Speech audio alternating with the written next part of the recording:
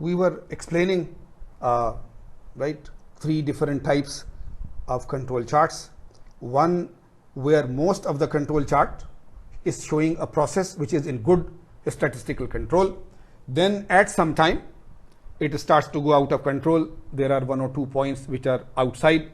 Then that problem, whatever that problem was, has been removed and it goes back to being a normal.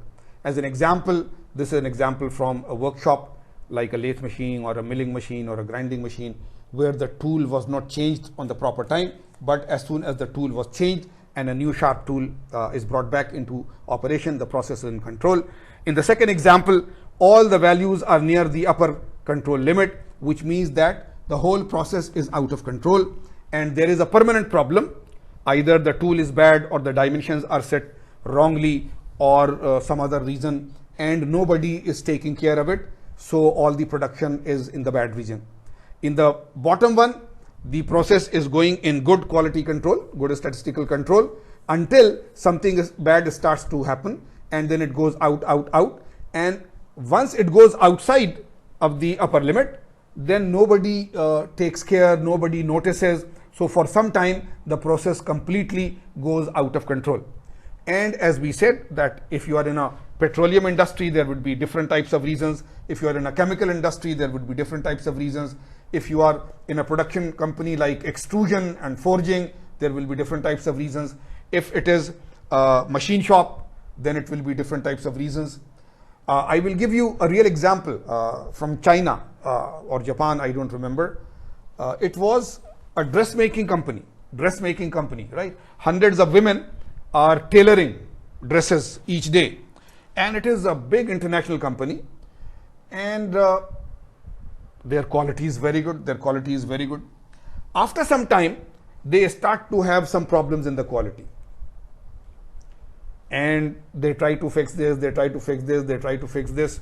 1 week, 2 weeks, 3 weeks, 1 month, the overall quality does not get back to very good. Now they will start to lose a lot of business. Their goodwill in the market will go down. When it continued, and all their quality assurance people or their senior management discuss, they could not remove the problem. Then they especially paid an outside audit company, engineering audit type of company, that you come and visit us and try to tell us what is the problem.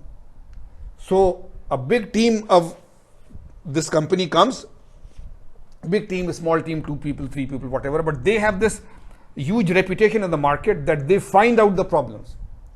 And after a few days, what problem did they find out? They say, all your workers are very highly motivated, they are very highly trained, all your machines are okay, all your designs are okay.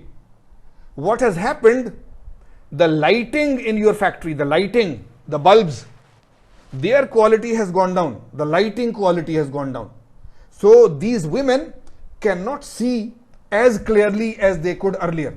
Just change the light bulbs, all the light bulbs. Now the management is laughing, no, this can't be reason. They say, okay, just humor us, just change all the light bulbs. So, okay, the management says, okay, I mean, though we don't believe it, but we will do it. So they changed all the light bulbs to fresh, brand new light bulbs. From the next day, all those general problems vanished.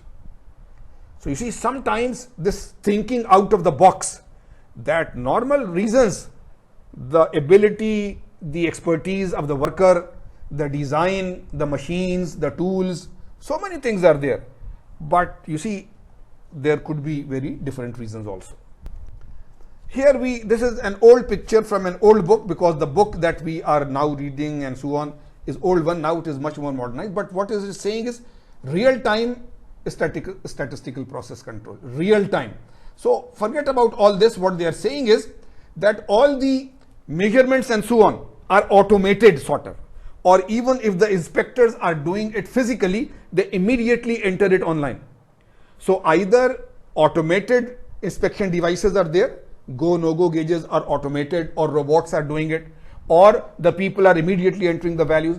So whatever is happening at machine 1, machine 2, machine 3, machine 4, whatever production, whatever assembly, all is recorded real time.